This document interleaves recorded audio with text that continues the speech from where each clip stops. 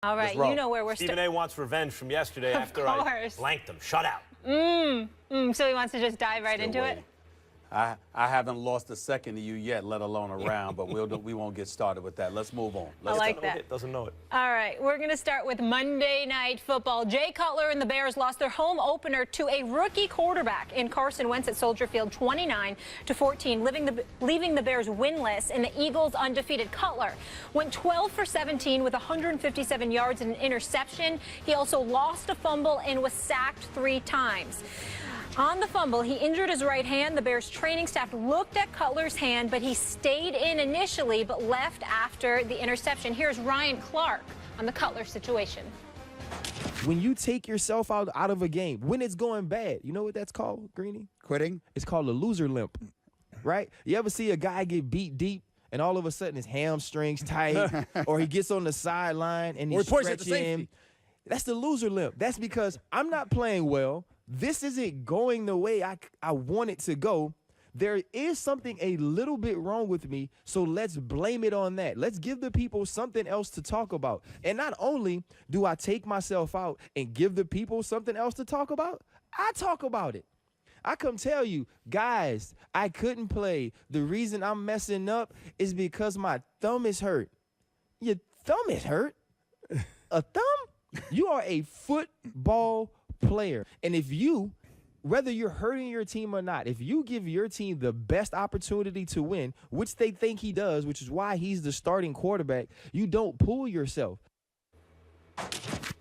All right, so Ryan Clark refers to it as the loser limp. Stephen A., do you think the Jay Cutler criticism we're hearing is justified? Absolutely. A matter of fact, I'll take it a step further. I don't think it's nearly as intense as it should be.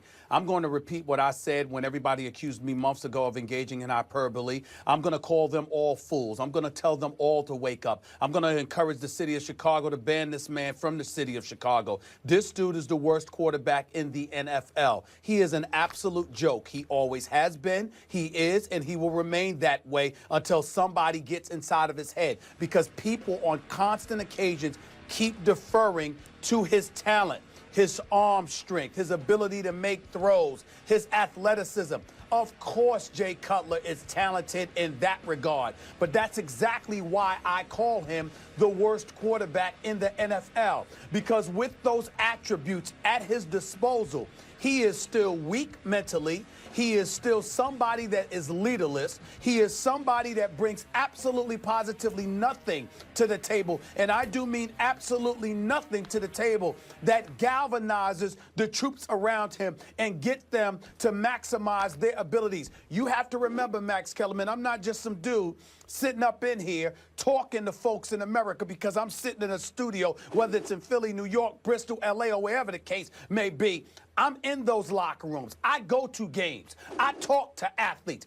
Ask some of these, I'm not going to mention names because I don't want to sit up there and put them on the spot. But think about former Chicago Bears players that are playing elsewhere. Walk up to them and ask them what has Stephen A. Smith said to them for years. Ask them what they used to do to come to Jay Cutler's defense, only to reach back to me later on after they departed from Chicago and say, damn, you got me there. Last year, Molly, if you recall, we were doing First Take from Jets camp, not just this summer, but the previous summer. We were doing Jets camp. Brandon Marshall came on there singing the praises of Ryan Fitzpatrick. And after being the biggest cheerleader in the world, wearing those pom-poms for Jay Cutler all of those years, what did he come on First Take and acknowledge? You know, I mean, stuff happens, man. What am I supposed to do? That's my quarterback. This is what they do. But last night, some dude named Pernell McPhee, who's on the PUP list, for those who don't know. That's the physically unable to perform list. This guy hasn't been available to the media. He has not practiced since the end of last season because he is hurt while in the throes of a 5-year, $15 million guaranteed deal. He can't even play. He can't even step on the field. And somehow, some way, after Jay Cutler threw that interception in the third quarter to Nigel Bradham, what did McPhee do? He bumped into him on purpose and then screamed at his quarterback. This is a dude on the PUP list who went off on his quarterback. Why? Because you know the man is weak. You know the man is leaderless. You know the man will quit on his team. And when you are a quarterback and you are willing to do those kind of things to your team, it just shows how pathetic you are. The Chicago Bears should get rid of Jay Cutler quick, fast, in a hurry. He is a football abomination. He is the worst kind of quarterback you can possibly have. I don't give a damn who you can go out there and get. Anybody but him, because at least you know guys like McCown and others will cry if they can't play because they want to play so badly, because they want to be there for their teammates. But Jay Cutler will quit. The last time I saw that man smile was when he was signing his contract. That's the only time in his career in Chicago I've ever seen him smile. Actually, in his entire NFL career. It was like he was laughing at Chicago and the NFL and football fans everywhere that somebody was stupid enough to give him that damn money. He is a joke. He is a horrible quarterback because he cannot lead, and he will not galvanize troops around him. The quicker they get rid of him, the better. The insults that have come his way are not nearly as intense as they should be. It should be worse than what he's getting right now, not better. Get off the fence, Stephen A. How do you really feel about Jay Cutler?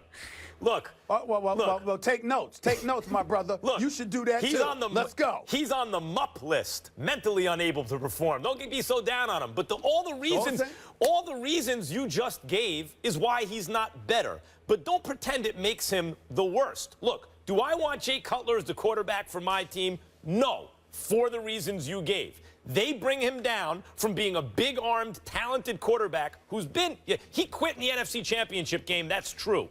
But in order to quit in the NFC Championship game, you need to make it there. So all the things you just described bring him down to make him a low-average NFL quarterback, which is a pretty good player most of the time. If you're above replacement value, you know, you're better than the guys who aren't starting, you got some value. Now, how bad is he? Well, with Brandon Marshall, the guy who used to stick up for him and all that stuff, when he had a real prime elite target, not that Jeffrey is really good, but Brandon Marshall is an elite receiver.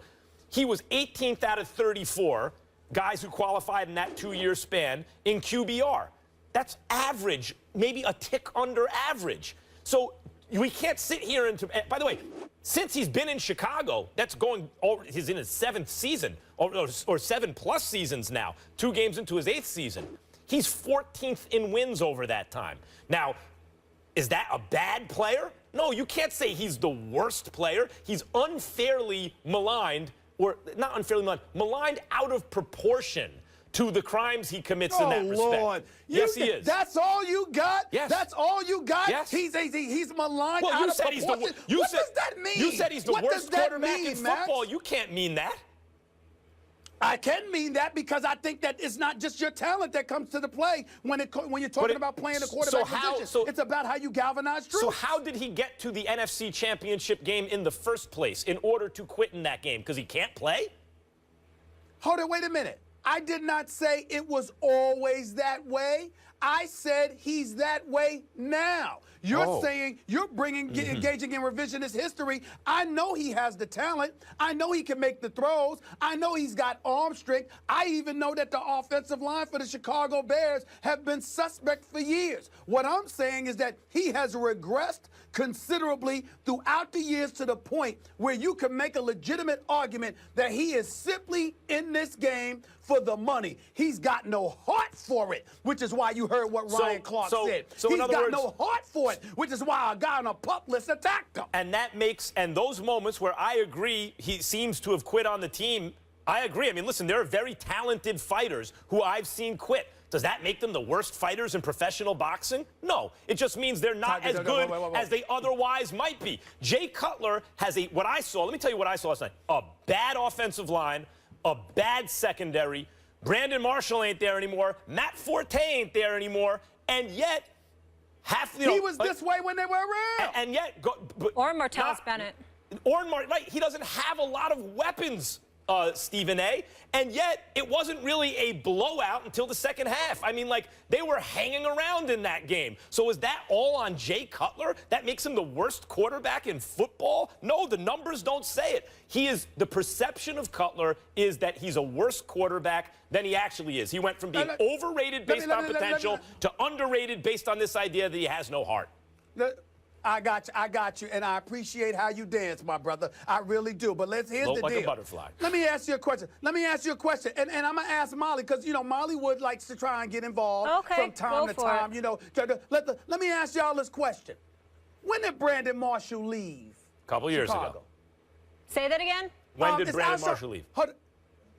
He left a couple years ago, right? There between 2012 and 14. When did Matt Forte leave Chicago? Just now. Yep. When did is Alshon Jeffrey that's still there? Wasn't he there when Brandon Marshall and Matt Forte were there? Indeed. Yes. Can those dudes play? Or can they play? Yeah. Yeah. Then why haven't the Chicago Bears made the playoffs since 2010? Why haven't they made the playoffs? Lots of teams. Because of Cutler. Because of Cutler. Well, what about the defense as well, Stephen A? Stephen A, they're not playing defense. They're not protecting the quarterback. They're not blocking for the run, and they've lost skills position players. And I am saying to you, that explains to me why they're not champions. Okay. There are plenty of teams throughout NFL history that have had the same question marks or the same suspects in terms of positions, whether it's a suspect defense, suspect on special teams, suspect on offense, etc., etc. They might make the playoffs, but they might lose. They might not win a Super Bowl. They would come up short, etc., etc. This man has not made the playoffs for the last 5 to 6 years. He is Jay Cutler. He's in the midst of a $126 million deal with over $50 million guaranteed. He sits up there, has a history of quitting on his team. He has a history of not showing up in big moments. He has a history of making mistakes. He has a history of being None of those make him the worst quarterback. That doesn't want it bad enough, which his teammates have said. He's not. The organization isn't as good as a couple other organizations in the division. He's not Aaron Rodgers. We all know that.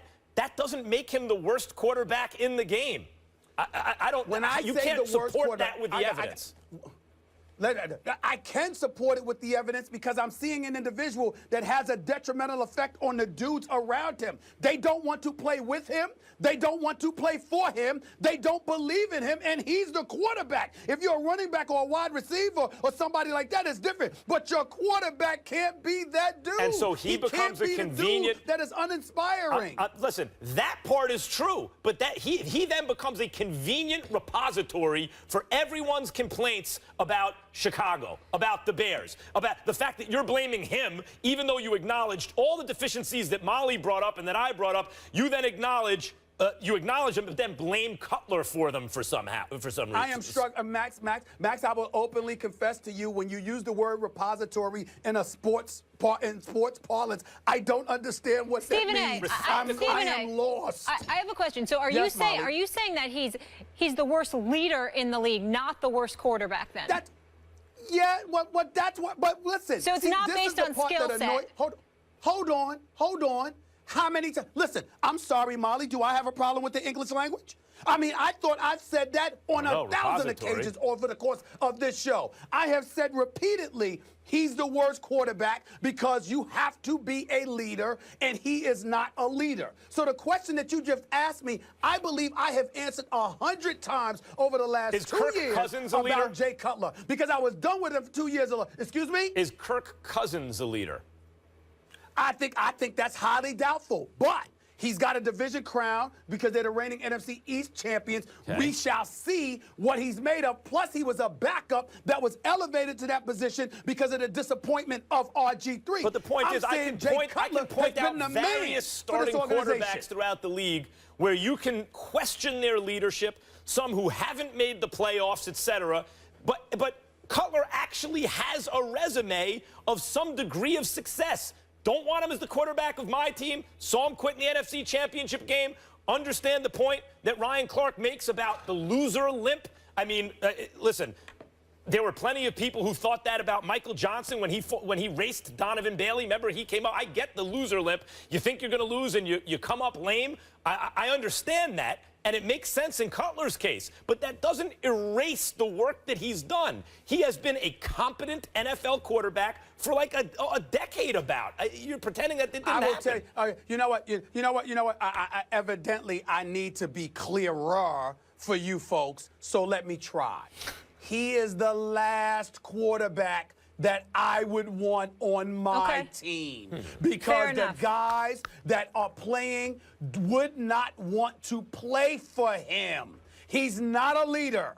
He's not somebody that you go into the stadium on a Sunday and go like, this dude is going to take us there. He's going to get it done for us. You're thinking about how to get it done in spite of him. And you are literally praying that he will show up and produce for you. Good. That's Jay Understood. Cutler. I'm glad that you admitted that I won that debate and that he's not the worst quarterback in the league. By the way, That's just I was waiting for the debate on that one, but go ahead. Just to irk Stephen A. even more, as he alluded to, Cutler making $54 million guaranteed. That's the same as Aaron Rodgers. Stephen A. $10 million more than Drew Brees, $24 million more than Tom Brady, but we know he takes pay cuts for the greater good. So the Bears will be looking for their first win in prime time at Jerry's World. We want you guys to weigh in on that lovely conversation we just had as a family. Do you agree with Jay Cutler's decision to leave the game? Go on Twitter and vote. We'll share those results a little later in the show. Meanwhile, Eagles fans are feeling very good right now with their #2 overall pick, Carson Wentz. He kept it short Monday, throwing over 70% of his passes 10 or fewer yards. Wentz finished 21 of 34 for 190 yards in 1 TD. He was sacked twice, leading the Eagles to a 2-0 record now with a win over Cleveland in Week 1 and then Chicago last night. Max, what'd you see from Wentz? I saw a guy who could not only make the dink and dunk throws, which is mostly what their offense is doing right now, obviously. He's a young quarterback in a very good situation with Doug Peterson. You know, contrast that to Goff in Los Angeles, where Jeff Fisher is his head coach. Everyone around Wentz was a quarterback at one point, and they seem to understand that, what he can do, what he may be capable of doing but really shouldn't be doing right now. The offense is playing that way, and even though he's dinking and dunking a lot and using his legs at times, when he wants to air it out down the field, Stephen A., he can do that too. He made some nice passes down the field, 2 of them for would-be touchdowns that went through Selleck's hands, the tight end in the end zone. Looked like it may have been deflected a little bit, still went through the tight end's hands. And another touchdown, or would-be touchdown to Jordan Matthews, that really was a beautiful pass that Jordan Matthews didn't haul in. So even when he needs to make those deep throws, he can throw it down the field. He has pocket presence. I don't know what there is not to like about this guy right now, and he seems to be in a really good situation. And not just the Wentz situation, but the Eagles just period right now look to be a much improved team. A lot of that might be the Wicked Witch is dead because Chip Kelly is gone and the sunshine came out. But I like what I'm seeing from Peterson. He is an aggressive coach. He goes for it on 4th down. What can you say? Right? They played 2 very bad teams, but you got to play whoever's in front of you. They've looked good, and so is Wentz, Stephen A. Let me say this to you. The jury is still out on Carson Wentz. I know that's not a popular position to take today because he looked good last night. He has looked good in his first 2 games. I personally like him. I'm very fond of him, and I can't say enough about the job that Peterson is doing. He is a welcomed successor to Chip Kelly. Conventional football is taking place. The defense isn't being thrown to the wolves, left to hang out there and dry. As a result, they're rested, they're vibrant, they're vicious, they're going after it as best they possibly can. I'm impressed on that level. Carson Wentz has definitely impressed me, but here's where I pump the brakes. Your first game was against the Cleveland Browns. Your second game was against the leaderless Chicago Bears. That's your problem. So as far as I'm concerned, they haven't really played a team yet. In Cleveland's case, Hugh Jackson, DePodesta, Sashi Brown, I think they've got them aimed in the right direction, but it's going to take some time. They're simply not there.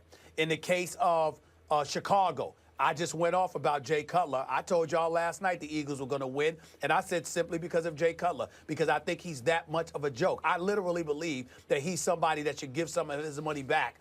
They should sue him to get some of his money back because I just think he's that much of a joke. I'm not joking, Molly. I'm dead serious. I think he's that bad. Now, having said all of that, I want to say this.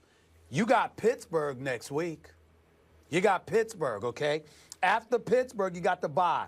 You got road games at Detroit and Washington. Interesting. You got a home game against Minnesota. Then after that, you got road games at Dallas, at the New York Giants, and then you got Atlanta and you're at Seattle. So when you look at some of these games on the Eagles' schedule, particularly road games at Seattle, at New York, at Dallas, at Washington, at Detroit, and then home games against Pittsburgh and Minnesota, I mean, it could get very interesting. We're going to find out a lot more about Carson Wentz. But I think we need to pump the brakes just a little bit because I've seen being in Philadelphia, Max, working here for 17 years for the Philadelphia Inquirer, knowing how desperate this fan base is for a winner, understanding what Donovan McNabb has brought to the table and how they've struggled, not just in the aftermath of it, but even before he ultimately departed from Philadelphia. It's been a long time, and so they can get really, really hyped. And I don't blame them because they deserve a reason to be excited. I'm just saying, had you beat quality teams to start the season, it would have been different. The fact that that's not the case yet, I'm saying, let me wait a minute. The schedule you just went through, by the way, to me actually sounds like a typical NFL schedule, not extraordinarily weak or strong. It's a typical NFL schedule. You look at a team early in the year, you have questions about them, and questions about some of the teams on their schedule. Go, yeah, I don't know. We're going to find out. It doesn't look like, oh my God, that's a murderer's row of teams they need to face. Some weak defenses there among the teams you mentioned, including Atlanta and some others. And Washington hasn't looked so good. Schwartz's defense really looked good yesterday. And the team, because I mentioned Peterson's kind of aggressive nature as a head coach, Schwartz's defense looked good. And what I was encouraged by, if I were an Eagles fan, which I'm not, I'm a Giants fan, this is like poison in my mouth, but the Eagles got stronger as the game went on. Now, this is very early in the season. Teams haven't really been thinking about Carson Wentz until very recently. He was not supposed to start. He is starting now. They've had some success. Teams are going to study what they're doing. They're going to make adjustments. I do not anticipate that Wentz will not throw any interceptions this year. He will certainly, I think, come down to earth as a rookie quarterback. But the question is, what did you think of Wentz, and how can you say anything but good things at this moment? The kid looks really good. He looks like the real deal. Is it an open and shut case? This guy's absolutely going to be great. We don't know that yet. The sample size is way too small. But so far, so good. And that goes across the line for the Eagles, including on the offensive line, where they thought they made some improvements. But I figured with Jason Peters coming back down to earth, he looks to be in decline. That would even out. In fact, Peters looked pretty good on some plays I was looking at yesterday. And the offensive line has seemed to get better. So if the O-line is better, Schwartz is coaching up the defense, Peterson's being aggressive, and they have a real find maybe at quarterback, Eagles are looking pretty good right now. Well, listen, just remember, guys, that Lane Johnson, he's due to be suspended. We don't know what's going to happen with him. You can't continue to have Jordan Matthews dropping a pass like he dropped last night. And again, once you learn to figure him out, it's going to be real interesting to see how he responds to better competition than what he's faced. Right now, you can say, okay, it looks good, 190 yards passing. But what you're really saying is that, damn it, he ain't Jared Goff. That's what you're really saying. Well, or at least Jeff Fisher ain't his coach. But looking forward to the game this weekend, as you guys alluded to, haven't played the toughest competition in getting the Steelers when they come to down.